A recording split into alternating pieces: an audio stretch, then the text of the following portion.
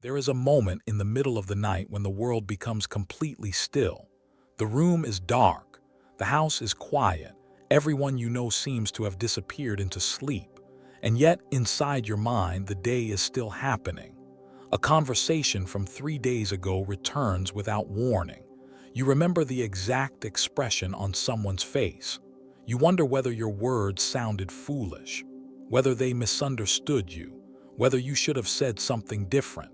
Then another thought arrives, a problem at work, a decision you have been avoiding, a bill, a message you have not answered, something that might happen next week, something that might happen next year.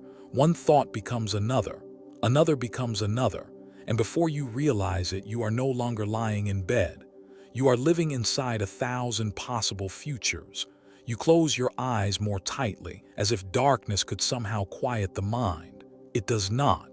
The mind continues, it predicts, it remembers, it rehearses, it argues with people who are not there. It solves problems that have not happened. It prepares answers to questions nobody has asked. And perhaps the strangest part is this. You believe you are doing something useful. You tell yourself that if you think about the problem long enough, you will finally find the answer. If you examine the conversation one more time, perhaps you will understand what the other person meant. If you imagine every possible disaster, perhaps none of them will surprise you. If you plan far enough ahead, perhaps life will finally become safe. So you keep thinking, because thinking feels like control. But sometime before dawn, exhaustion quietly reveals the truth. You have not solved anything. You have only lived through the same moment hundreds of times. Outside your window, the night remains unchanged. A tree moves gently in the wind. A distant dog barks once. Then silence returns. The world has not asked you to solve tomorrow. Only your mind has. Imagine now that you are somewhere far from the city.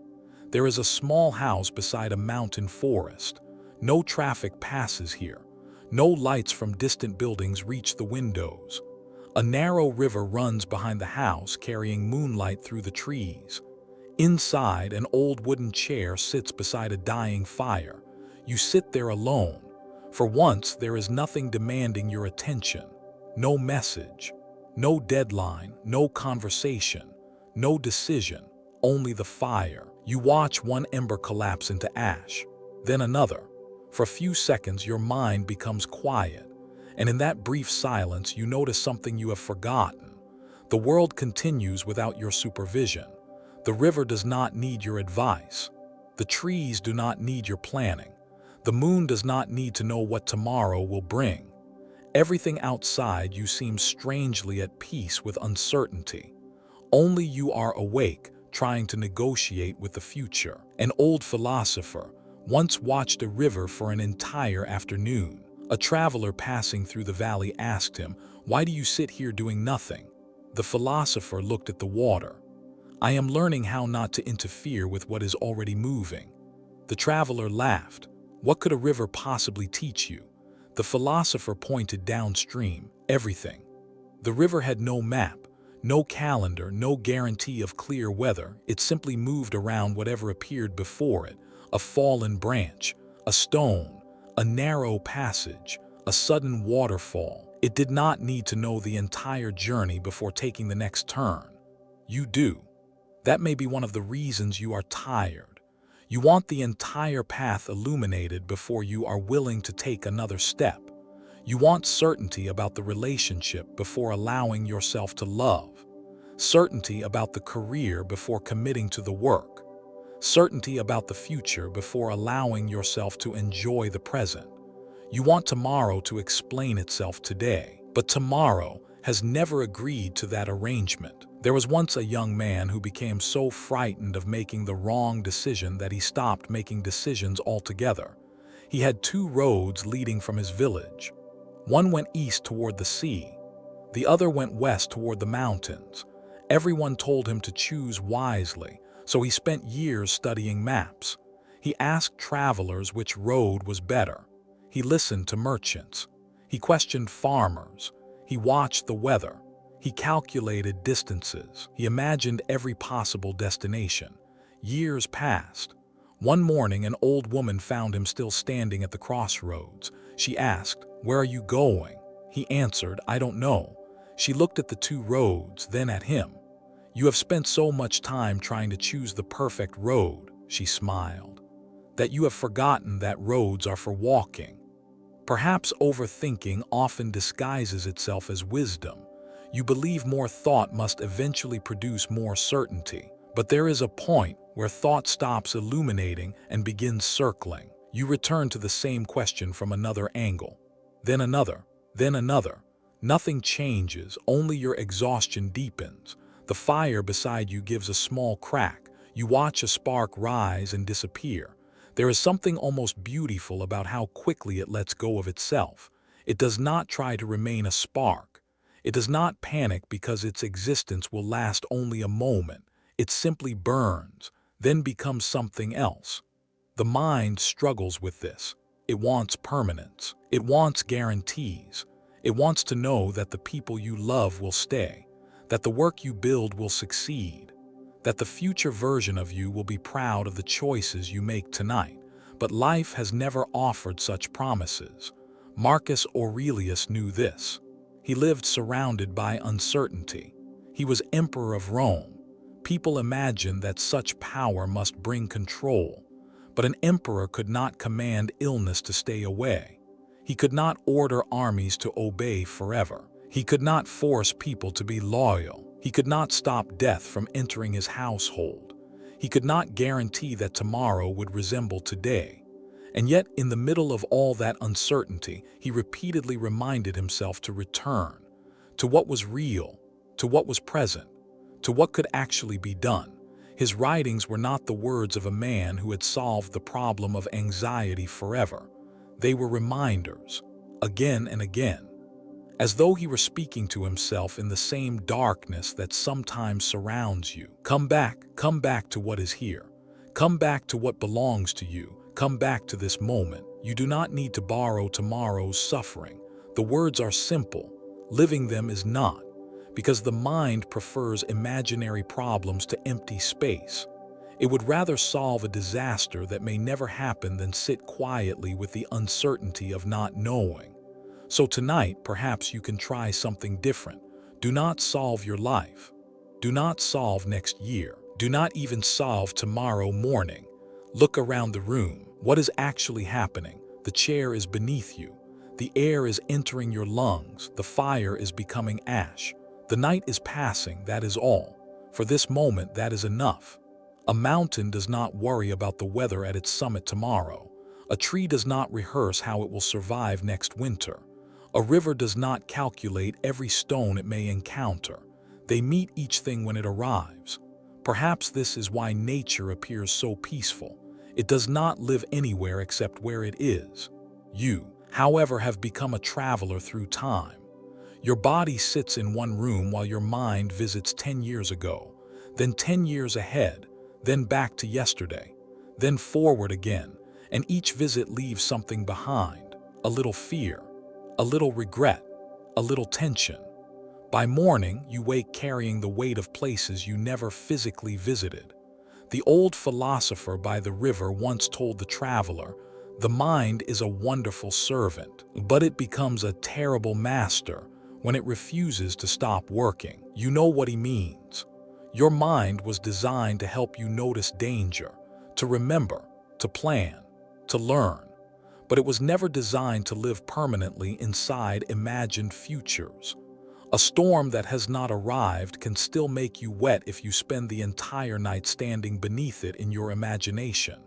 And perhaps that is what you have been doing, standing beneath imaginary storms, rehearsing pain before pain has arrived, preparing yourself to be rejected before anyone has rejected you, feeling grief for futures that may never disappear. The philosopher watches the river again. The moon has moved higher now. Its reflection stretches across the water. He says, "You do not need to stop thinking." You look at him. You only need to stop believing that every thought deserves your attention. A thought can appear without becoming a command. A fear can appear without becoming a prophecy. A memory can return without becoming your present. A possibility can exist without becoming your future. The river continues, the fire continues, the night continues, and gradually something inside you becomes less urgent, not peaceful yet, not completely, just quieter. Perhaps that is enough for tonight, because the first step toward a quiet mind is not forcing it to become quiet. It is noticing how often you ask it to solve what cannot yet be solved. The sky beyond the trees has begun to change, very slowly. Black becomes deep blue becomes gray. The first bird has not yet sung, but dawn is already moving toward you.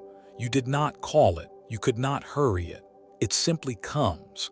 And perhaps tomorrow, when another uncertainty enters your mind, you will remember this morning. You will remember the river. You will remember the fire. You will remember that not everything requires an answer immediately, because the mind that never rests is often not asking for more solutions. It is asking for permission to stop carrying what does not belong to this moment. And that is where the next lesson begins. For beneath all your thinking is a question you may have been avoiding for years. What exactly is yours to control? Morning arrives quietly in the mountains. The fire has gone cold. A thin ribbon of smoke rises from the ashes and disappears among the trees. You wake with the same thoughts that followed you into sleep. For a moment, you hope the night has changed something. It has not. The question is still there. What if? What if they change their mind? What if the opportunity disappears? What if you make the wrong choice? What if something happens that you cannot fix? The mind reaches for the future before your feet have even touched the ground. But this morning, something is different. You remember the river. You remember what it taught you. A river does not control the stones. It simply finds its way around them. You step outside. Cold air touches your face. The forest is wet with morning dew. Everything looks ordinary. And yet, the old philosopher is standing beside the river as though he has been waiting for you. He does not ask whether you slept well. He only says, "Today we will count the things that are not yours." You look at him, "Not mine." He points toward the river. "The weather is not yours." A gust of wind moves through the trees. Other people's thoughts are not yours. A bird suddenly flies from a branch. Other people's choices are not yours. He looks toward the road disappearing into the mountains. And tomorrow is not yours. The list seems obvious, almost too obvious. Yet you begin to understand how much of your mental life has been built around exactly these things. You worry about how someone interpreted your words. You try to predict whether a person will stay. You imagine how your work will be received. You wonder whether strangers approve of you. You rehearse conversations in which you finally make another person understand. You try to control outcomes that require hundreds of circumstances beyond your reach, and then you call it responsibility. The philosopher kneels beside the river. He picks up a small stone. Can you make this stone float? You try, it disappears beneath the water. No. Can you command the river to move backward? No. Can you force another person to love you? You remain silent. He smiles. Then why spend your peace attempting impossible things? The question follows you as you walk. There was once a merchant who owned a magnificent horse. It was the finest animal in the province. Strong, fast, beautiful. One morning, the horse escaped through an open gate and disappeared into the mountains. The merchant's neighbors came to comfort him. "What terrible luck," they said. The merchant simply answered, "Perhaps." A week later, the horse returned. It brought 3 wild horses with it. The neighbors celebrated. "What wonderful fortune." The merchant answered, "Perhaps." His son tried to ride one of the wild horses. He fell. His leg broke. The neighbors returned. "What terrible luck." The merchant again said, "Perhaps." A month later, soldiers came through the village recruiting young men for war. Because the son's leg was broken, he was left behind. The neighbors returned once more. "What wonderful fortune." The merchant looked toward the mountains. Perhaps. The story continues beyond this moment, as life always does. What appears good may become difficult. What appears terrible may become useful. You rarely know enough to judge the entire shape of an event when it first arrives. Yet the mind hates uncertainty. It wants every event labeled immediately. Good, bad, success. Failure, lucky, unlucky, safe, dangerous. Once the label is attached, the mind feels temporarily secure, but life continues changing beneath it. Marcus Aurelius understood this deeply. He repeatedly reminded himself not to confuse events with the judgments he placed upon them. Something happens. Then the mind tells a story about what happened. Those are not always the same thing. A person does not reply, "That is an event." They don't respect me. That is an interpretation. A door closes. That is an event. My life is ruined. That is an interpretation. Someone criticizes you. That is an event. I am worthless. That is an interpretation. Between what happens and what you tell yourself about what happens, there is a small space. Most of your suffering lives inside that space. The philosopher leads you to a field where a farmer is repairing a broken fence. The farmer works quietly.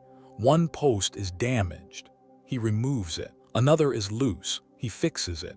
He does not stand in the field shouting at the broken wood. He simply works on what his hands can reach. The philosopher watches him. That, he says, is wisdom. You look confused. The farmer does not control the weather. He gestures toward dark clouds gathering over the distant hills. He does not control the animals. A cow wanders through the field. He does not control the harvest completely. The farmer continues working, but he can repair the fence. You begin to see the distinction. Control is not about controlling everything.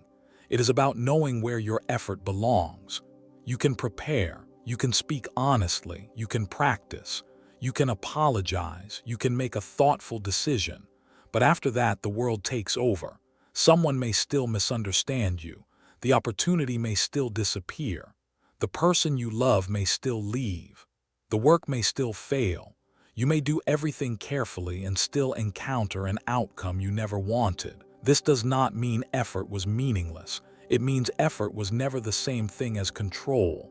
The river needs both banks and current. Your life needs both action and acceptance. The philosopher picks up two branches. He places one in each hand. This is what belongs to you. He points to the first, your judgment, then the second, your action. He drops both into the river. But even these, he says, must be practiced rather than possessed. The words sound strange, yet you understand. You can influence your judgment. You can train your reactions, but even your own mind will wander. Even your emotions will arrive without invitation. You cannot command yourself never to feel anger. You cannot order yourself never to become afraid. You cannot prevent sadness from appearing. You can only decide what you do after they arrive. The river carries the branches downstream. One becomes caught against a rock. The other continues toward the bend. Neither asks why. They simply encounter different currents. You think of people you have tried to control, not directly, perhaps subtly, trying to make them understand, trying to make them change, trying to make them stay, trying to make them behave according to the version of them that made you comfortable. How exhausting it is to love someone while constantly trying to manage who they are.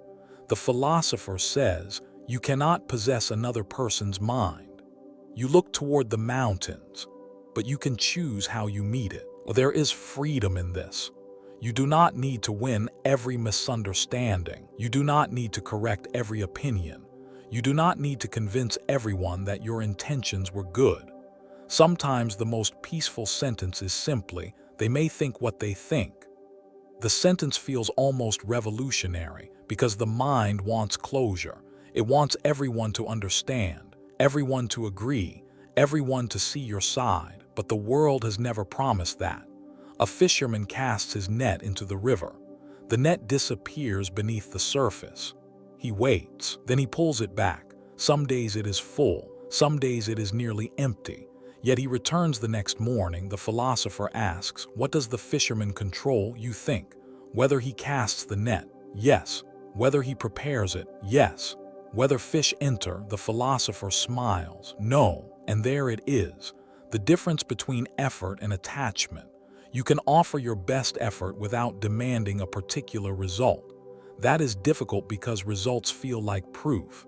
If you succeed, you believe you chose correctly. If you fail, you believe you are the problem. But outcomes are shaped by countless forces. Timing, circumstance, other people, chance, conditions you could never have known. You are responsible for your action. You are not the author of the entire world. The clouds above the mountains become darker. A soft rain begins. The farmer covers his tools. The fisherman pulls his boat closer to shore. Nobody becomes angry at the sky. They simply respond. You watch the rain strike the river. Thousands of circles appear simultaneously. Each disappears almost immediately. The philosopher says, notice how quickly the water accepts disturbance. You watch. The rain falls. The river receives it. Nothing is permanent. Neither are your thoughts. Neither are your problems. Neither are your emotions. The mind often treats every difficult feeling as a verdict, but feelings are weather. They arrive. They remain for a while, then they move. You do not have to argue with every cloud. The rain grows heavier. You and the philosopher take shelter beneath a wide cedar. For several minutes you listen. The forest has become 1,000 quiet sounds. Rain, leaves, water running through roots, distant thunder. The philosopher looks at you. Tell me something. You wait. What are you trying to control right now? The question catches you. You search your mind, someone's opinion, an uncertain decision, the future, a relationship, your progress, perhaps all of them. He nods. Then put them down. You almost laugh. If only it were that easy. It isn't. He smiles. That is why you must practice. He looks toward the rain. Do not put down your responsibilities. Put down the demand that reality obey them. The sentence becomes very still. You can work without demanding success. Love without demanding permanence. Speak without demanding agreement. Plan without demanding certainty. Try without demanding that life reward you immediately. This is not indifference. It is freedom from unnecessary struggle. The rain begins to soften. Light returns slowly between the branches.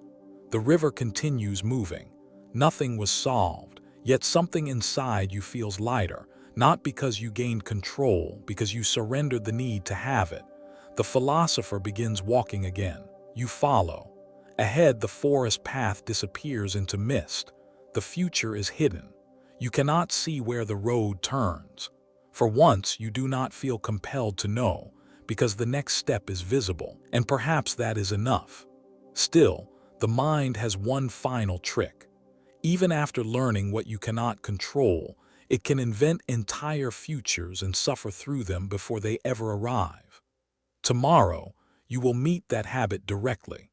You will discover how often your mind rehearses pain long before life gives it a reason. And perhaps, for the first time, you will begin to understand that an imagined future can be just as exhausting as a real one. The rain has stopped. Water drips from the cedar branches in slow, deliberate intervals. One drop, then another, then silence. The forest smells of wet earth and pine.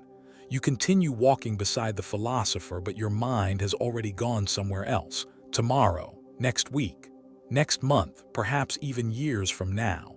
You imagine what could happen, and then, almost without noticing, you begin living inside those possibilities. What if the conversation goes badly? What if the opportunity disappears? What if you disappoint someone? What if the person you love changes? What if your plans fail? What if the thing you fear actually happens? The philosopher stops walking. You have left the forest, he says. You look around. I am still here. Your body is. He points toward your forehead. Your mind is somewhere in the future. You smile faintly. He is right. You have become skilled at traveling without moving. The mind can build entire worlds in a few seconds. A conversation that has not happened. A failure that has not occurred. a rejection that may never come, a disaster that exists only because you imagined it clearly enough. And because the mind cannot always distinguish imagination from immediate experience, the body responds as though the danger were already here. Your heart beats faster, your shoulders tighten, your breathing changes. Nothing has happened, and yet you are already tired. The philosopher begins walking again. Why do you rehearse pain? You do not know. Perhaps because you believe preparation will protect you. If you imagine the worst beforehand, perhaps it will hurt less when it arrives. If you practice every possible response, perhaps you will never be surprised. If you think far enough ahead, perhaps uncertainty will finally surrender. But uncertainty does not surrender. It simply waits. The house of possible futures. There was once a man who built a house for every future he feared. One house for losing his wealth, one for losing his health, one for being betrayed, one for growing old alone, one for failing in his work, one for being forgotten. Every house was carefully designed. He stored food inside them, blankets, tools, books, medicine, everything he thought he might need. By the time he finished, he owned dozens of houses, but he never lived in any of them. He spent his days walking between them, checking locks and windows. One evening, an old traveler asked, "Where do you sleep?" The man looked around. "I don't remember." He had prepared so thoroughly for every possible life that he had forgotten to live the one that was actually happening. The philosopher tells you the story without smiling. You understand why. How many mental houses have you built? A house for success, a house for failure, a house where someone stays, a house where they leave, a house where you become wealthy, a house where you lose everything. You visit each one, you inspect every room, you imagine how you would feel, and then you return to the present exhausted. Nothing has happened, but you have suffered anyway. The empty battlefield, the path opens onto a high ridge overlooking the valley. From here, the river looks like a thin silver thread. The philosopher sits on a flat stone. You cannot fight a battle that has not begun. You think of all the arguments you have already had in your imagination. Someone says something, you respond. They attack. You defend yourself, you explain.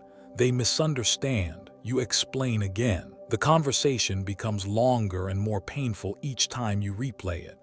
But the other person is nowhere near you. Perhaps they are asleep. Perhaps they are eating dinner. Perhaps they have not thought about the conversation at all. Meanwhile, you have fought an entire war alone. This is one of the mind's strangest abilities. It can turn absence into conflict, silence into rejection, uncertainty into disaster. A blank space becomes a canvas for fear. The philosopher watches a hawk circling above the valley. Look at the bird. You follow its movement, does not fly toward every shadow. It waits, it watches, it responds only when something actually appears. The human mind often does the opposite. It responds to shadows. The child and the thunder. A child once became terrified of thunder. Whenever dark clouds appeared, she would run beneath her bed. Her father tried to reassure her. "It will pass." She asked, "But what if it gets louder?" "It might." "What if lightning strikes the house?" "It could." "What if something happens?" Father sat beside her. "I don't know." The child stared at him. "Then how can you be calm?" He smiled. "Because I will meet the storm if it comes." The sentence stayed with her. Years later, she became a woman who still remembered it. She realized something important. Her father had not promised safety. He had promised presence. Perhaps that is what you are searching for whenever you demand certainty. A promise that nothing painful will happen. But life cannot give you that. What it can give you is this: when something happens, you will meet it.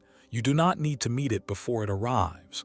Marcus in the night. Imagine Marcus Aurelius sitting alone in his room. The empire outside is enormous. Borders are threatened. Messages arrive. People ask things from him. Some praise him. Some criticize him. Some depend upon his decisions. He carries responsibilities that would overwhelm most people. And yet at night he writes. Not grand speeches, not declarations of certainty. Reminders. He reminds himself that the mind must return to what is actually happening. He reminds himself that life is brief, that other people's opinions are temporary, that death belongs to everyone, that anger does not improve a situation, that each moment deserves its own attention. His words do not sound like a man who never worries. They sound like a man who knows his mind will wander and keeps calling it back. That may be why his reflections still feel intimate. He is not speaking from a mountaintop. He is sitting in the same darkness, trying to remember, trying again. The room that is not on fire, the philosopher takes you back down the mountain. By late afternoon, you reach a small stone house. Smoke rises from its chimney. Inside, a kettle is warming over a fire. You sit at a wooden table. The philosopher places a cup before you. Imagine, he says, that you smell smoke. You look around. There is none. Your mind tells you the house may be burning. You begin imagining flames. Where would you run? What would you save? Would you wake the neighbors? Would the roof collapse? Within moments, you have created an emergency. The philosopher points toward the quiet fireplace. The room is not on fire. You laugh softly, but the smoke was imaginary. Exactly. He pours tea. Most of your suffering begins before the fire. You sit quietly. This does not mean real fires do not exist.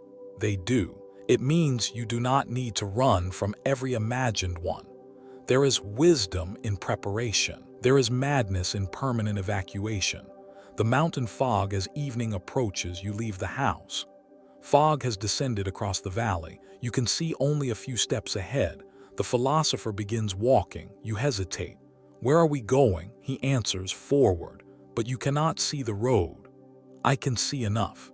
You look ahead. A narrow section of the path is visible. That is all. The rest disappears into white mist. Yet somehow that is enough for the next step. You take it. Then another. The path appears only as you move. This is how life has always worked. You wanted the entire road revealed before beginning, but perhaps the road was never meant to be seen that way. Perhaps life gives you enough light for one step, then another, then another. The future does not need to become visible all at once. The clock without hands near the forest's edge stands an ancient stone structure. Inside hangs an old clock. It has no hands. The philosopher looks at it. Why do you think it has no hands? You don't know, because it cannot tell you what time it is. He smiles. It can only remind you that time is passing. You have spent so much time trying to predict the future that you forget the only thing you know with certainty. This moment is happening, right now. The fire is warm, the tea is hot, the forest is quiet, you are alive. The future may contain joy, it may contain difficulty, it may contain things you cannot imagine. But none of it belongs to you yet. Tomorrow has not happened, you cannot spend it tonight. The fog begins to lift. Stars appear above the trees. You and the philosopher return to the river. The current catches moonlight and carries it downstream. You watch for a long time. Then you realize something.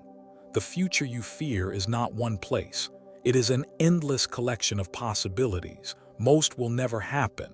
Some will. And when one finally does, it will become the present. Only then will you need to meet it. Not tonight, not in imagination, not in rehearsal. Tonight there is only the river, only the fire, only this breath. The philosopher looks at you. You have spent years preparing to live. He pauses. When will you begin? You do not answer, you simply breathe. For the first time, the question does not feel like pressure. It feels like an invitation. Tomorrow, the journey will move closer to the man whose words have been quietly accompanying you. Not the emperor on the throne, not the ruler surrounded by armies, but the tired human being who sat alone with his thoughts and repeatedly reminded himself to return. Marcus Aurelius. And perhaps when you meet him, you will discover that even an emperor could not escape the restless mind. He could only learn, again and again, how to bring it home. The night is colder now. A thin moon hangs above the mountains and the river moves beneath it like a dark ribbon of silver. You sit beside the fire. The philosopher is quiet. He does not tell you another story immediately. Instead, he reaches into his robe and removes a small, worn book. Its cover is plain. The edges are damaged. The pages have been touched by years of hands. He places it beside the fire. This belonged to a man who ruled half the known world, he says. You look at the book. Marcus Aurelius, the philosopher, nods, but forget the emperor for a moment. He looks into the flames. Imagine the man. A man who wakes before dawn. A man who has decisions waiting before he has eaten. A man surrounded by people and yet often alone with his thoughts. A man responsible for armies, laws, cities, borders, and lives. A man who knows that every decision can carry consequences he cannot fully predict. And then imagine him at night. The palace is quiet. The torches burn low. The people outside have gone to sleep. There are no speeches now, no ceremonies, no audience. Only a man sitting with his own mind. Perhaps that is where Marcus becomes most interesting. Not on the throne, not in battle, not beneath the symbols of imperial power, but alone, writing reminders to himself, again, and again, and again. Because Marcus Aurelius was not someone who discovered a permanent state of peace. He was someone who kept returning to the principles he believed would help him live well. His meditations were never written as a performance for an audience. They were private exercises, reminders, corrections, warnings, a conversation with himself. And perhaps that is why they feel so close to you. Because you know what it means to understand something in the morning and forget it by midnight. You know what it means to promise yourself that you will stop worrying, only to find the same thought waiting for you in bed. You know what it means to understand that something is outside your control and still spend hours trying to control it. Marcus knew this too. The emperor had to remind the emperor. The philosopher had to remind the man. The weight of the crown. Imagine Marcus walking through the imperial palace, marble beneath his feet, guards at every doorway, servants waiting for instructions, visitors bringing reports from distant provinces. Somewhere beyond the walls, thousands of people depend upon decisions he may make that morning. The world looks powerful from where he stands, but power has boundaries. He cannot command the weather. He cannot prevent betrayal. He cannot force a sick body to recover. He cannot guarantee the loyalty of those around him. He cannot stop time. He cannot negotiate with death. The crown is heavy precisely because it creates the illusion that everything depends upon you. Perhaps your own crown is smaller, but you carry one. The belief that everything must be managed, every relationship, every outcome, every impression, every mistake, every possibility. You may not rule an empire, but your mind sometimes behaves as though it does. Every thought becomes a problem requiring immediate attention. Every uncertainty becomes a crisis. Every unexpected event feels like a failure of management. Marcus's world was larger. The problem was the same. Where does your responsibility end? The emperor's morning before sunrise, Marcus might have stood beside an open window, cold air entering the room, the city still dark. He knew what waited for him: complaints, requests, political conflict, people who would disagree with him, people who would flatter him, people who would lie, people who would demand, and before meeting any of them, he had to meet himself. This is where Stoicism becomes less like philosophy and more like discipline. He could not decide what every person would say, but he could decide how carefully he listened. He could not control whether someone insulted him, but he could decide whether the insult became the center of his day. He could not guarantee success, but he could perform his duty honestly. He could not control the length of his life, but he could control what he did with the morning. That distinction sounds simple. Living it is difficult. The philosopher closes the old book. Marcus did not need to remind himself because he was weak. He reminded himself because he was human. The servant who angered him. There is a story you can imagine unfolding inside the palace. A servant makes a mistake. Something important is delayed. A message fails to reach Marcus. The room becomes tense. The natural reaction is anger. The mind immediately begins constructing a story. How could they be so careless? They should know better. Why must I deal with this? But then another thought appears. The person who made the mistake is human. They have fears, fatigue, confusion, limitations. Perhaps they were careless. Perhaps they were overwhelmed. Perhaps they simply made a mistake. None of these possibilities change what happened, but they change what happens inside Marcus. This is where Stoic discipline becomes subtle. It does not require pretending that wrongdoing is acceptable. It asks you to separate the event from the judgment you add to it. A mistake happened. Repair it. A person behaved badly. Respond appropriately. But do not add unnecessary suffering. Do not allow another person's lack of control to become your own. The prisoner of opinion Marcus knew that public opinion was unstable. One day people praised a ruler. The next day they cursed him. One crowd celebrated, another criticized. He could not make both happy, so he had to decide which voice mattered. This is difficult even without an empire. Someone dislikes your work. You think about it all night. Someone praises you. You replay it for days. Someone misunderstands you. You try to correct their opinion. Someone ignores you. You wonder what you did wrong. The mind becomes dependent upon mirrors. Marcus reminds himself that reputation belongs partly to other people. You can act honestly. You cannot command what they conclude. The distinction is freeing. You do not have to be innocent in everyone's story. You only have to be responsible for your own conduct. The philosopher looks at the fire. Imagine carrying a bag filled with other people's opinions. He hands you an imaginary weight. Would you carry it across the mountains? You shake your head. Then why carry it through every morning? The sick Emperor Marcus's body was not invincible. He lived with illness. He knew what it meant for the body to become unreliable. Perhaps this is one of the hardest lessons for anyone who thinks they can control life. Your body itself is partly outside your command. You can care for it, rest, eat, exercise, seek help, but you cannot guarantee its behavior forever. Eventually, every person discovers this boundary. The Stoic response was not hatred of the body. It was gratitude without possession. To enjoy what is present without demanding that it remain forever. A warm morning, a strong body, a conversation, a meal, a loved one's voice, all are temporary. That does not make them less valuable. It makes attention more precious. The emperor alone one evening, Marcus returns to his room after a long day.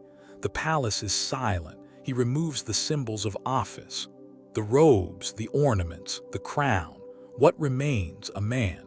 Just a man. Tired, perhaps worried, perhaps uncertain, perhaps wondering whether he handled the day well.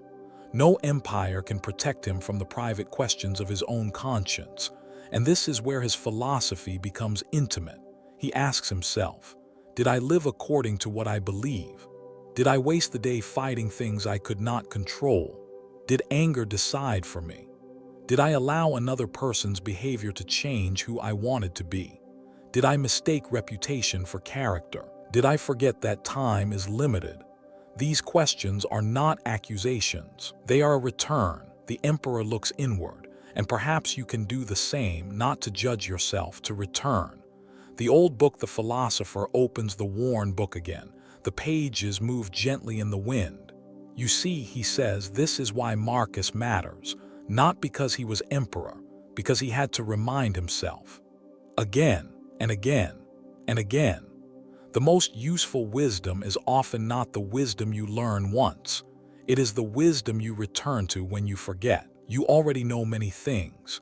You know that worrying about tomorrow does not make tomorrow safer. You know that other people's opinions are unstable. You know that anger rarely improves judgment. You know that life is temporary, and yet you forget. So you return.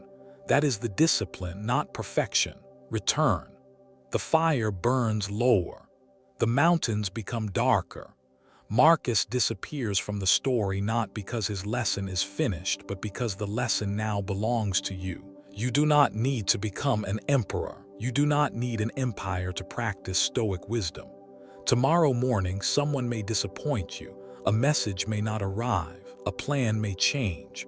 A task may become difficult, and the old mind will return. It will want to solve everything. It will want certainty. It will want control. But now you have another question.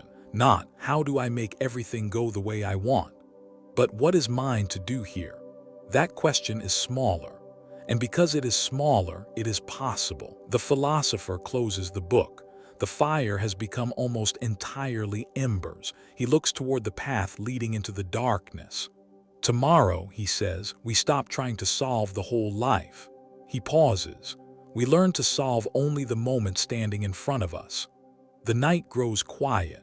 The river continues its patient movement. And somewhere beyond the mountains, morning is already preparing to arrive. But tonight you do not need to think about it. For now, there is only this fire, this breath, this moment, and that is enough. Morning arrives while you are still beside the fire. The last stars disappear slowly. A pale line of light appears beyond the mountains. The river catches it first, then the wet grass, then the trees, then your face. Nothing announces the beginning of a new day. It simply happens. You watch the world become visible again. The philosopher is already awake. He sits beside the river with his hands resting loosely upon his knees. For several minutes he says nothing. Then he asks, "What do you need to solve today?" You begin listing things in your mind: work, money, relationships, the future, your health, your goals, decisions you have postponed, questions that have followed you for months. The list becomes longer. The philosopher listens. Then he smiles. None of those are happening right now. You look at him. He points toward the ground. What is happening? You look around. The river, the morning air, birdsong, your feet touching the earth, the warmth of the rising sun. That, he says, begin there. It sounds almost too simple, but simplicity is often difficult because the mind prefers complexity. It wants the whole map, the entire answer, the complete solution. Yet life rarely gives you more than the next step. Marcus Aurelius repeatedly reminded himself of this: not to live 10 years at once, not to solve an entire empire in his head before breakfast, only to meet the present task with the attention it deserves. One moment, one action, one judgment, then the next. The stonecutter. There was once a stonecutter who spent his days carving enormous blocks of marble. A traveler watched him working on one particular stone. "You have been carving that for months," the traveler said. The stonecutter nodded. "How do you know what the finished statue will look like?" The stonecutter smiled. "I don't." The traveler was surprised. "Then how do you continue?" The old man struck the stone once with his hammer. "I only need to know where to strike next." The philosopher looks toward the river. That is enough for a life. You think about how often you have abandoned a task because the entire journey seemed too large. You want to know how your career will unfold before beginning today's work. You want to know whether a relationship will last before allowing yourself to be vulnerable. You want to know whether a dream will succeed before giving it your time. But the stonecutter never sees the finished statue. He sees the next place where the hammer should fall. The morning task. The philosopher gives you a simple task. Carry water from the river to the fire. You fill a clay vessel, walk slowly, pour the water, return, again. At first your mind wanders. You think about yesterday, then tomorrow, then something you forgot. The philosopher says nothing. You make another trip. This time you notice the weight of the water, the roughness of the clay, the sound of your footsteps, a bird singing above you. By the fifth trip, something changes. The task has become almost peaceful. Nothing important has been solved. Yet your mind has stopped trying to solve it. The philosopher smiles. Your life is often like this. You keep searching for a profound answer. Meanwhile, the water needs carrying. There is dignity in ordinary action: washing a cup, answering an email, cooking dinner, finishing a page, taking a walk, listening to someone. These moments seem insignificant because they do not announce themselves as life.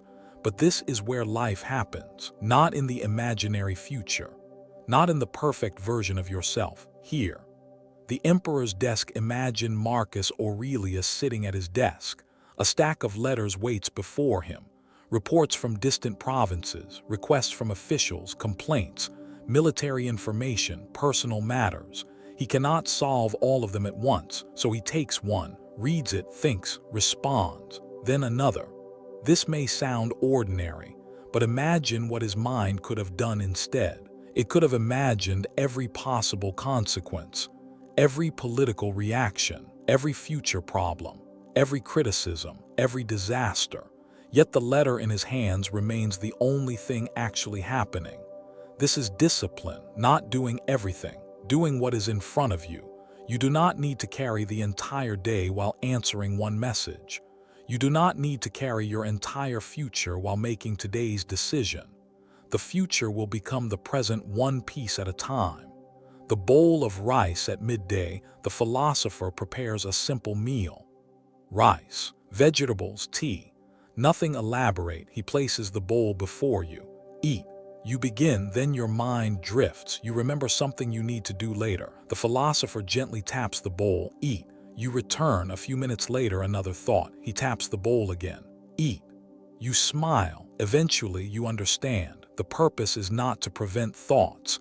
It is to return. Every time, you do not need a perfect mind to have a peaceful life. You need a practiced return. The bell in the temple after lunch. You walk toward a small temple hidden between the trees. An old bell hangs beneath a wooden roof. The philosopher pulls the rope. The bell sounds deep, slow. The vibration travels through the valley. You wait. The sound fades, then he rings it again. What is the bell doing? He asks. Making sound. And then, becoming silent, he nods. Exactly. The mind is like the bell. A thought rings, an emotion rings, a memory rings. You do not need to keep striking it, but you often do. You remember an insult, then replay it. Then imagine what you should have said, then imagine what they might say next. You ring the bell again and again. The original sound was small, your repetition makes it enormous. Sometimes peace means refusing to strike the bell again. One breath. The philosopher leads you to a quiet clearing. Sit. You sit. Close your eyes. You do. Take one breath. You inhale. The forest enters you. Cool air, pine, earth. You exhale. Now, he says, do not take tomorrow's breath. You smile. It sounds impossible, but it is exactly right. You cannot breathe tomorrow. You cannot live tomorrow. You can only live the breath that arrives. The mind says, what about later? The body answers, later has not arrived. This is why the present is so powerful. It is the only place where action exists. You cannot act yesterday. You cannot act tomorrow. You can only act now. The archer, an old archer, once taught his students to shoot at a wooden target. One student constantly looked toward the center. He imagined the perfect shot. He adjusted endlessly. He worried about missing. His arrows became stiff and uncertain. Another student simply watched the target, breathed, raised the bow, released. The teacher asked the first student, what were you thinking about? Winning. And the second, the student answered, the arrow. The teacher smiled. Then he was already closer. Overthinking divides attention. Presence gathers it. When you do one thing completely, the mind becomes quieter because it has nowhere else to go. The afternoon wind. By late afternoon, the wind becomes stronger. Leaves move across the path. Clouds gather. The philosopher continues walking. You notice something. You are no longer asking what the weather will do. If rain comes, you will find shelter. If the path becomes muddy, you will walk more carefully. If the sky clears, you will continue. There is no need to negotiate with the clouds. This is what one moment teaches. Not that the future is safe, that you are capable of meeting it when it arrives. The distinction is subtle, but it changes everything. You do not need confidence that nothing will go wrong. You need confidence that you can respond when something does. Marcus Aurelius understood this. He could not guarantee what Rome would face, He could only decide what kind of person he would be when facing it. That is a smaller responsibility, and a much more human one. The evening return as sunset approaches, you return to the campfire. The same place, the same river, the same mountains, but the way you see them has changed. You sit quietly. A thought arrives. You notice it. You do not chase it. Another appears. You let it pass. You hear the river. You feel the fire. You breathe. Nothing extraordinary happens. And yet perhaps this is the beginning of extraordinary peace. Because peace does not always arrive as a feeling. Sometimes it arrives as the absence of unnecessary struggle. The philosopher watches the flames. You have been trying to live your whole life at once. He pauses. No one can. Life only asks for one moment at a time. The fire burns softly. The first stars appear. You understand the lesson now. When tomorrow comes, there will be things you cannot control.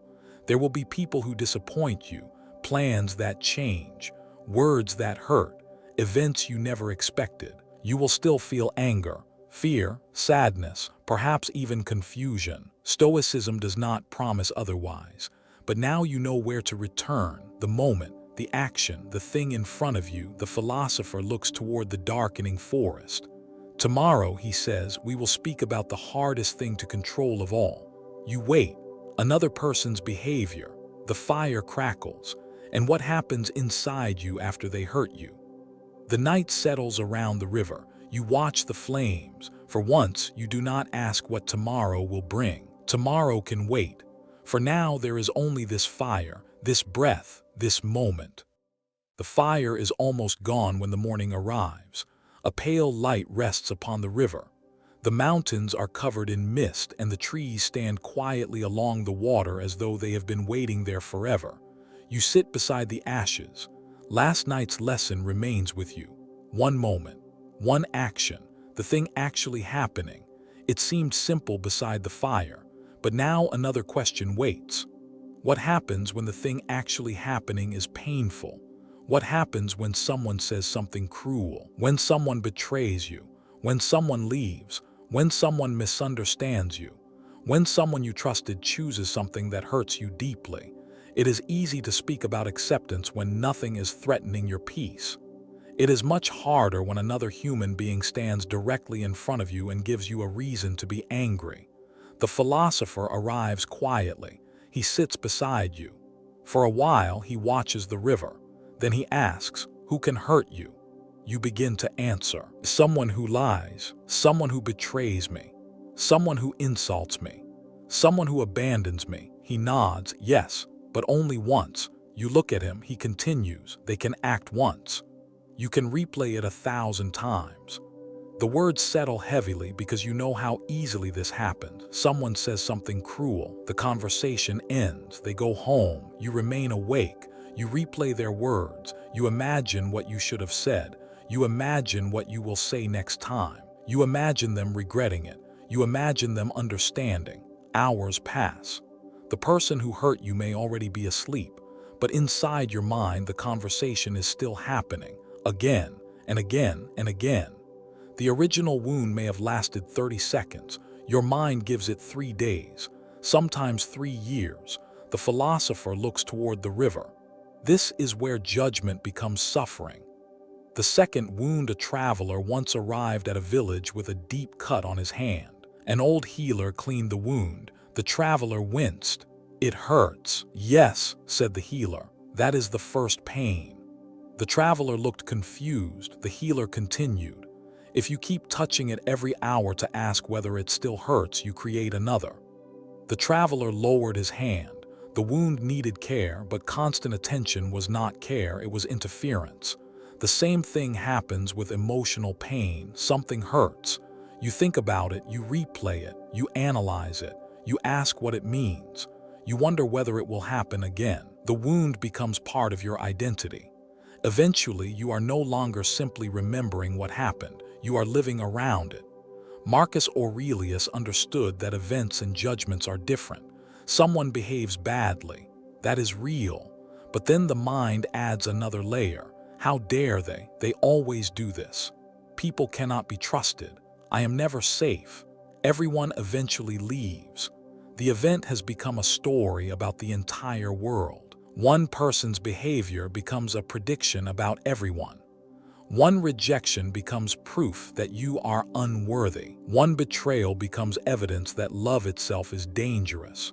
This is how pain expands, not because what happened was insignificant, but because the mind keeps feeding it meaning.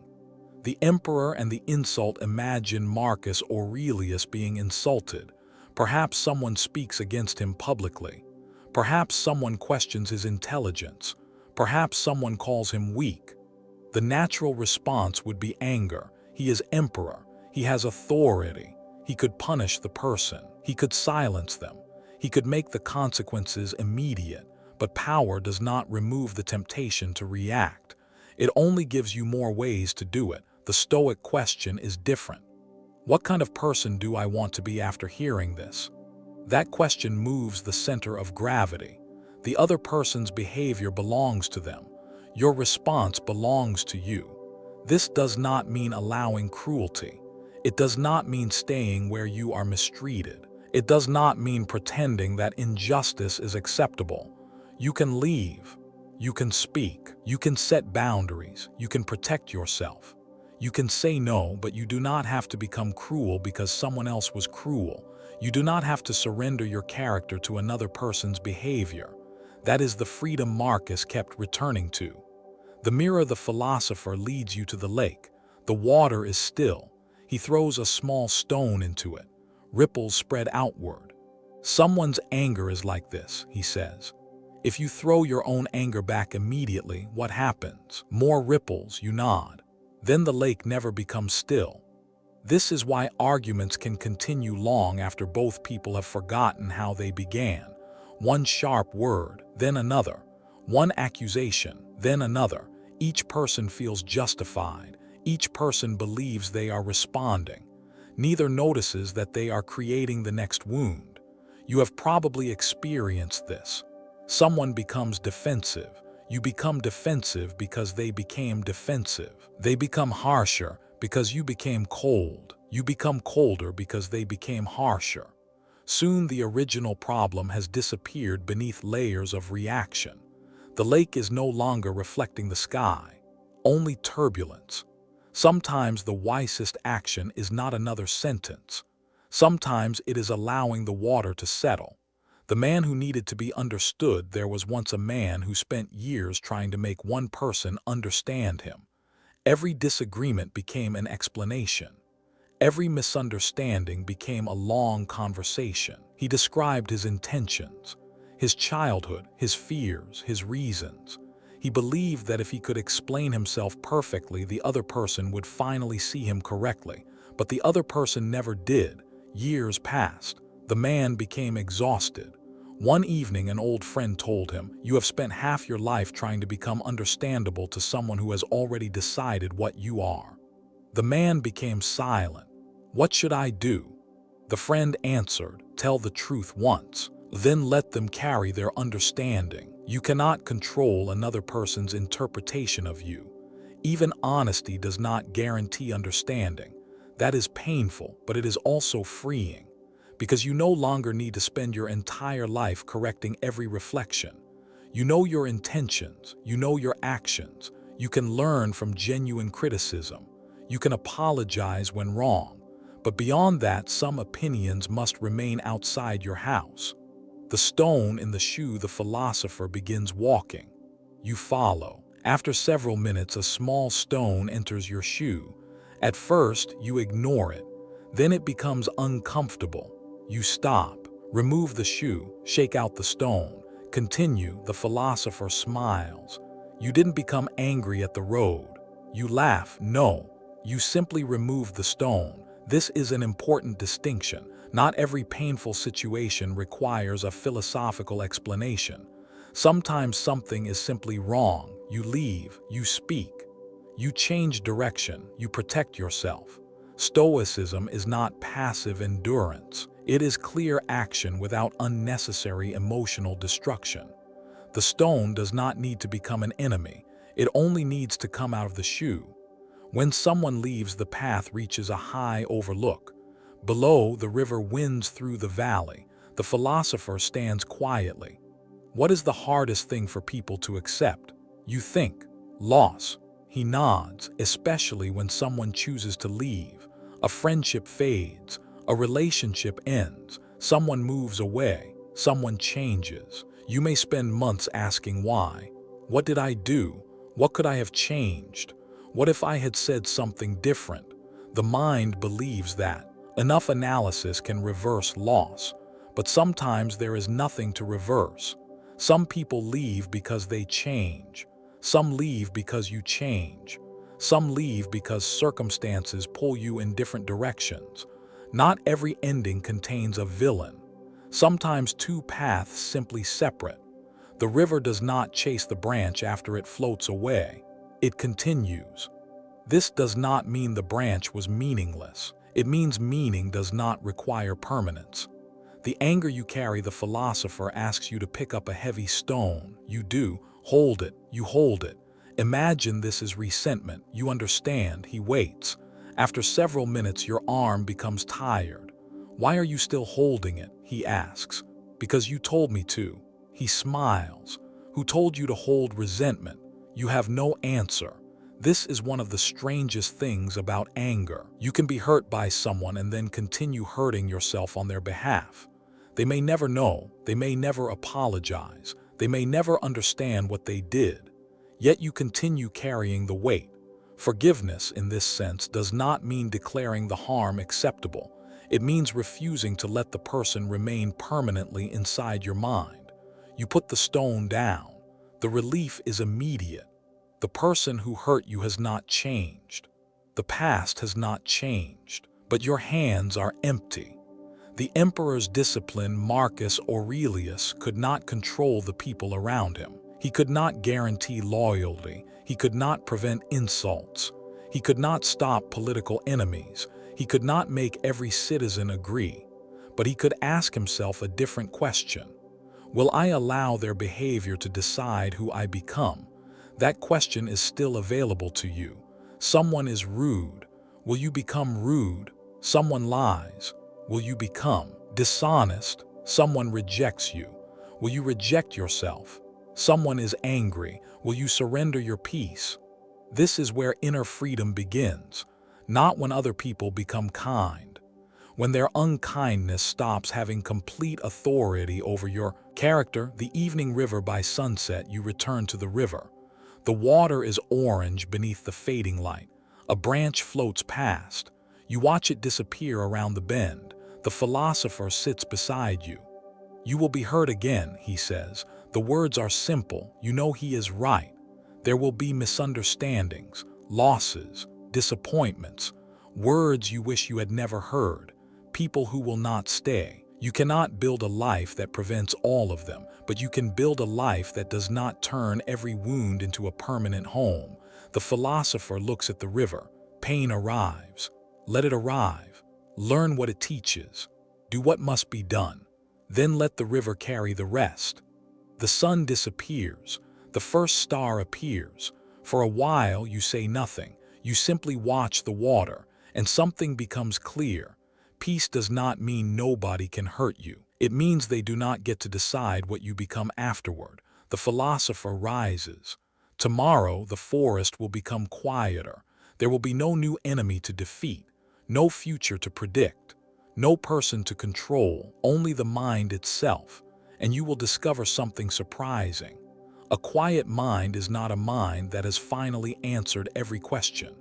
It is a mind that has stopped demanding answers from every uncertainty. The fire waits in the distance. You begin walking toward it. One step, then another. Nothing more is required. The forest is almost completely still. There is no rain tonight, no strong wind, no distant thunder, only the soft movement of the river and the occasional sound of leaves touching one another high above you. You sit beside the fire. The flames are small. They rise, they bend, they disappear, then return. The philosopher watches them for a long time. Finally, he says, "Do you know what peace is?" You think about the question. Perhaps peace is when nothing goes wrong. Perhaps it is when everyone you love is safe. Perhaps it is when the future finally becomes certain. The philosopher shakes his head. Then peace would belong to no one, because something will always be uncertain. Someone will always be changing. A plan will always remain unfinished. The body will eventually become tired. People will sometimes misunderstand you. The world will never become completely predictable. If peace depends upon perfect conditions, you will spend your life waiting for a day that never arrives. The quiet mind begins somewhere else, not with the disappearance of uncertainty, with the disappearance of your demand for certainty. The door that never closes. There was once a man who lived beside a mountain road. Every evening before sleeping, he checked his door. Once, then twice, then again. He checked the windows, he checked the fire, he checked the locks. Still, he worried. What if someone entered? What if the wind opened the shutters? What if a storm came? Eventually, he built stronger doors, then stronger windows, then walls around the house. Yet every night the same fear returned. One winter evening, an old traveler asked him, "What are you protecting?" "My home." The traveler looked at the enormous walls. "And when will you feel safe?" The man hesitated. "I don't know." The traveler nodded. "That is the problem." The man had not been protecting his home. He had been trying to eliminate uncertainty. No wall could accomplish that. The mind often does the same. You check, you plan, you rehearse, you seek reassurance. You ask the same question in different forms. You try to know, but certainty is not something you can build permanently. The world keeps moving. The clouds, the philosopher points toward the sky. A cloud crosses the moon. For a moment, the entire forest becomes darker. Then the cloud passes. The moon returns. Did the moon disappear? No. Did the darkness destroy it? No. He nods. Thoughts are like clouds. Some are beautiful, some frightening, some meaningless, some heavy, but none deserve permanent residence. You have often treated every thought as a message. A fear appears, you assume it means danger. A doubt appears, you assume it means you should stop. A sad memory appears, you assume you are becoming unhappy, but a thought can simply be a thought. It does not always contain instruction. The mind produces possibilities. It does not guarantee them. This distinction is small, yet it creates enormous space. The old watchman, long ago, a watchman guarded a mountain pass. His job was simple. Watch the road. If danger appeared, ring the bell. One night he heard something moving in the darkness. He became frightened. He imagined an army approaching. He imagined thieves. He imagined wolves. He imagined disaster. He gripped the bell rope, but he did not ring it. He waited. The sound came closer. Then a deer stepped into the moonlight. The watchman laughed. He had spent 10 minutes preparing for a war that never existed. The philosopher looks at you. Your mind is a watchman. You nod. It is useful. But it has become frightened of shadows. This is the problem with overthinking. The mind was designed to notice danger. But once it learns that uncertainty itself feels dangerous, everything becomes a possible threat. A message, a silence, a decision, a future, a memory, a change in someone's tone. The mind begins ringing alarms for shadows. A quiet mind is not a mind without a watchman. It is a watchman who has learned when not to ring the bell. Marcus and impermanence. Marcus Aurelius returned again and again to the shortness of life.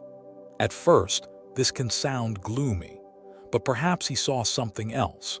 If life is brief, then endless worrying becomes expensive. Every hour spent arguing with imaginary futures is an hour that cannot return. Every evening spent replaying an old insult is an evening that has already become part of the past. Time does not ask whether you were ready. It simply moves. Marcus knew this. He reminded himself that emperors and servants eventually meet the same end. The famous and forgotten, the admired and criticized, the powerful and powerless, all are carried by the same river of time. This was not meant to create despair. It was meant to create attention. If this moment is temporary, perhaps it deserves to be lived. If the conversation may be your last, perhaps listen. If the morning is beautiful, perhaps notice. If someone you love is beside you, perhaps stop wondering what happens next and simply be there. Impermanence can make the present more precious. The man who wanted no problems, a traveler, once asked a wise man, "Can you teach me how to live without problems?" The wise man laughed. "No." The traveler was disappointed. "Then what can you teach me?" "How to stop creating a second problem from the first." The traveler did not understand. The wise man explained, "You lose money, that is one problem. You spend the next 6 months imagining that you will always be poor. That is another. You are rejected. One pain, you decide that nobody will ever love you. Another, you make a mistake. One event, you decide the mistake proves you are a failure. Another, the mind often doubles the weight. Life gives you one stone, you pick up another, then wonder why your back hurts. The quiet between thoughts, the philosopher asks you to close your eyes. You do. Listen. The forest is almost silent. At first you hear the river, then your breathing, then distant insects, then your own thoughts, one thought, another. Another, you do not fight them, you watch. A memory appears, it fades. A future possibility appears, it fades. A question appears, it fades. Then unexpectedly there is a small space. No thought, only sound, only breath. It lasts perhaps 1 second, then another thought arrives. You open your eyes, the philosopher smiles. You found it. What? The space. You shake your head. It was very small. He nods. That is enough. Peace does not need to last forever to be real. You do not need 8 uninterrupted hours of perfect stillness. Sometimes peace is one breath between 2 thoughts, one moment where you do not chase, 1 second where nothing needs to be solved. Those moments become practice. The river does not ask for tomorrow. Night deepens. You walk beside the river. The water continues moving toward a destination you cannot see. You do not ask where it will be tomorrow. You simply watch it move. This is the lesson you have been approaching since the beginning. You cannot control everything. You cannot predict everything. You cannot prevent every painful event. You cannot make everyone understand you. You cannot guarantee that the future will cooperate with your plans. And still, life can be lived peacefully. Not because uncertainty disappears, because you stop treating uncertainty as an emergency. The philosopher stops beside the water. He looks at you. What if tomorrow goes badly? The old question, you think, I will meet it. He nods. What if something unexpected happens? I will respond. What if you are afraid? I will still respond. What if you don't know what to do? You look toward the river. I will take the next step. The philosopher smiles. Now the answer is beginning to live inside you, not as a theory, as a habit. The last fire, the fire burns lower. You place one final piece of wood upon it. Flames rise briefly, then settle. You watch without trying to control their shape. The fire has become a teacher. It does not know what the next flame will look like. It does not need to. Each flame exists for its moment. Then another follows. Perhaps your life can be lived this way, not demanding that every moment explain the next, not forcing certainty, not asking the future to guarantee your happiness, simply meeting what arrives. The philosopher looks toward the horizon. Tomorrow, he says, we will take the final walk. You know what he means. There will be no new philosophy, no new system, only the final return to the room, to the breath, to the thing in front of you, to this moment. He stands. You remain by the fire for a while. The forest is dark. The stars are bright. The river keeps moving. And for the first time, you notice something extraordinary. Your mind is still producing thoughts, but you no longer feel obligated to follow everyone. A thought appears. You let it pass. A worry arrives. You notice it. A question remains unanswered. You allow it to remain unanswered. The world has not become certain. You have simply stopped demanding that it become certain before you can rest. The fire becomes embers. You close your eyes, and somewhere inside that quiet darkness, a simple truth begins to settle. You do not need to know what tomorrow will bring. You only need to trust that when tomorrow becomes today, you will meet it. Dawn comes quietly.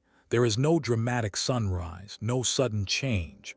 Only a faint silver light appearing between the mountains. The river is still moving. The trees are still standing. The fire has become a small circle of ash. You sit beside it for a while longer. You know the journey is ending, but strangely you do not feel the need to hold on to it. The philosopher stands a short distance away. He is watching the eastern sky, then he turns toward you. Come. You rise. Together you begin walking. The path follows the river. For the first time you notice how familiar everything has become. The cedar beneath which you sheltered from the rain, the stone where you sat above the valley, the small bridge, the old temple bell, the meadow, the lake, the place where the fire burned each night. Nothing has changed, and yet everything feels different. Perhaps the forest was never the thing that changed. Perhaps you were. The path behind you. After a while, the philosopher stops. He points toward the path behind you. You cannot walk backward. You look at the trail.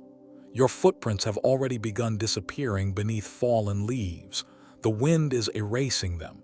Yesterday is doing the same. You cannot return to yesterday and speak differently. You cannot undo a decision. You cannot take back a sentence.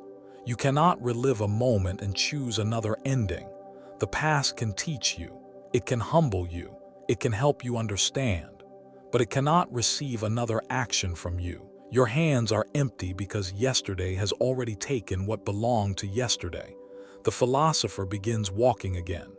Do not keep trying to perform actions in a place where action is no longer possible. The sentence feels almost like mercy. How much energy has been spent arguing with the past? You replay conversations. Imagine different choices. Invent alternate versions of yourself. You wonder who you might have become if one moment had gone differently. But the river does not turn around to recover yesterday's water. It carries it forward. The past has already become part of the current. You can remember it. You cannot live inside it. The future beyond the mountain, the path climbs. The river becomes smaller below. At the top of the ridge, the entire valley opens before you. The mountains continue far beyond what you can see. You ask, what is beyond those mountains?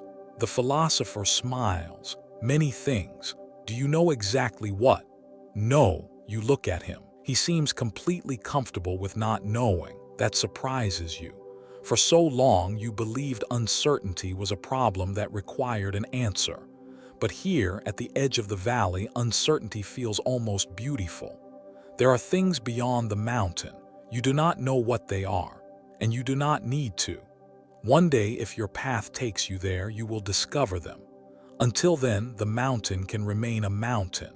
The future does not need to be open tonight. The last lesson of Marcus. The philosopher sits upon a stone. He takes out the old book one final time. The pages are worn. The corners are soft from use. He looks at them quietly. Marcus Aurelius knew something difficult, he says. You can be powerful and still be powerless. You understand, an emperor can command armies, but he cannot command tomorrow. He can make laws, but he cannot command another person's heart. He can build monuments, but he cannot stop time. He can protect an empire, but he cannot protect himself from mortality. His power had boundaries, so does yours. And perhaps knowing where those boundaries lie is not weakness, it is wisdom. Marcus kept returning to the same basic discipline. Do what belongs to you, release what does not, give the present your full attention, accept that life changes. Remember that time is short, and when the mind wanders, return not once, many times as necessary. The philosopher closes the book. Do you think Marcus mastered this? You consider it. No, he smiles, neither do you. The answer feels strangely comforting. You do not need to master peace. You only need to practice returning to it, the smallest possible life. You descend from the mountain. The village appears in the distance. Smoke rises from chimneys. Someone is sweeping a doorway. A child runs along the road. A farmer leads a horse toward a field. Nothing looks extraordinary. Yet suddenly you see the world differently. This is the life, not some future version, not the perfect career, not the perfect relationship, not the day when every question has been answered. This morning, this road, this breath. The philosopher says people spend their lives waiting for the real moment to begin. He gestures toward the village, but the real moment is always the one that is happening. You remember all the times you told yourself, when I achieve this, then I will relax. When this problem is solved, then I will enjoy life. When I become successful, then I will feel secure. When they understand me, then I will be at peace. The future keeps moving. The condition changes. There is always another mountain, another uncertainty, another unanswered question. If peace depends upon the absence of problems, peace will always remain one problem away. But if peace can exist while life remains unfinished, then it is available now. The cup of tea, you reach the small house where the journey began. The philosopher enters. He prepares tea. The same simple cup, the same wooden table, the same window overlooking the river. He places the tea before you. You lift it. Warmth fills your hands. For a moment you do nothing else. You do not think about yesterday. You do not plan tomorrow. You simply drink. The tea is warm. The morning is quiet. A bird sings outside. That is all. And somehow that is enough. The philosopher watches you. You see. You nod. What? You were always waiting for a larger answer. He looks toward the window, but life kept giving you smaller ones. A breath, a cup of tea, a walk, a conversation, a task, a sunrise, a person sitting beside you, a moment passing quietly. These things seem too ordinary to solve the great questions, but perhaps they were never supposed to solve them. They were supposed to be lived. When the mind returns, you know the old habits will return. They will. One night you will lie awake again. A thought will arrive. What if? You may still feel the familiar pull. You may still replay something someone said.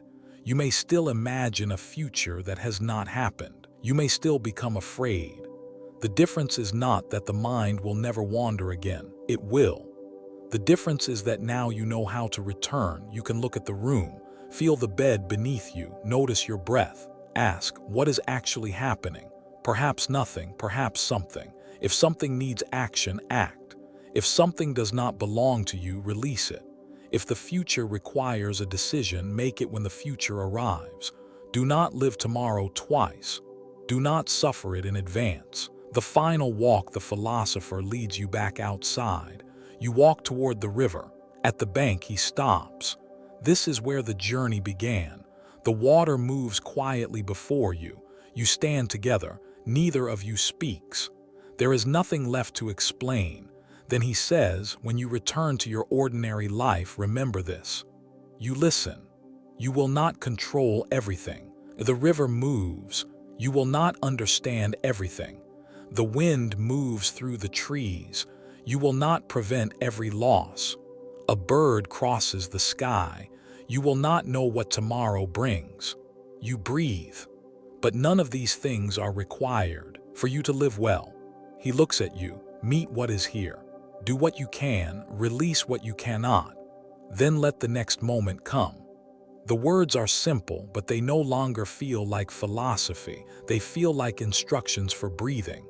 The departure, the philosopher turns toward the mountain path. You realize he is leaving. You almost call after him, then you stop. There is no need. Some things are meant to end. He walks slowly. His figure becomes smaller. Then the trees hide him. You remain beside the river, alone but not afraid. The morning is bright now. The forest is waking. The river continues toward a destination you cannot see. You watch it for a long time, then you turn toward the village. There are things waiting for you. Work, people, decisions, uncertainty, perhaps difficulty, perhaps joy. You do not know. And for once, you do not need to know. You take one step, then another. The future remains hidden, but the path beneath your feet is real. Only this moment, years from now, you may remember this journey. Perhaps you will remember the fire, the river, the old book, the mountain. Perhaps you will forget all of them. That is okay. The point was never to remember every word. It was to remember how to return. When the mind begins racing tonight, return. When someone hurts you, return. When the future frightens you, return. When the past calls you back, return. When you feel lost, return. Not to some perfect state, not to a life without uncertainty. Return to what is actually here. One breath, one room, one task, one conversation, one moment. That is all life has ever asked from you. You do not have to live the next 10 years tonight. You do not have to solve every possibility. You do not have to make tomorrow safe before allowing yourself to sleep. Tomorrow will arrive carrying its own questions. Let it. When it comes, you will meet it. And if you are afraid, you will breathe. If you do not know, you will take the next step. If something can be changed, you will act. If something cannot, you will let it pass. The river does not know where every bend will take it. Still, it moves. The tree does not know when the next storm will come. Still, it grows. The morning does not know what the evening will bring. Still, it arrives. And you do not need to know either. You only need to be here. Now, this breath, this moment, this life. The mind may ask, what if something goes wrong? You do not need to answer, not yet. When the moment arrives, you will meet it. And until then, you are allowed to rest. The river continues beneath the fading light. The mountains remain silent. The trees move gently in the wind. And somewhere inside you, the restless mind becomes quiet, not because it has solved the future, but because it has finally stopped demanding that the future arrive early. You close your eyes, you breathe, and for this moment, nothing is missing.